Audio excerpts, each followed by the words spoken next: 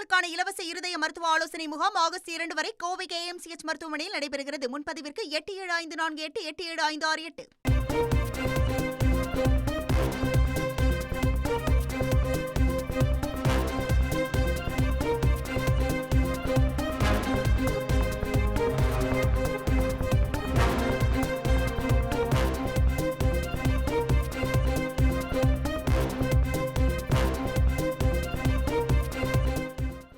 மதுரையில் காவலரின் மனைவி அளித்த வரதட்சணை புகாரில் மாமனார் மாமியாருக்கு முன்ஜாமீன் வழங்கப்பட்டுள்ளது.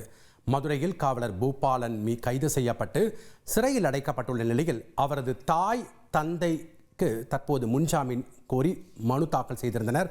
அந்த மனுவில் தற்போது மாமனார் மற்றும் மாமியாருக்கு முன்ஜாமீன் வழங்கி மதுரை மாவட்ட முதன்மை அமர்வு நீதிமன்றம் உத்தரவு பிறப்பித்திருக்கிறது. இது தொடர்பான அண்மை செய்தியை நாம் பார்த்து வருகிறோம்.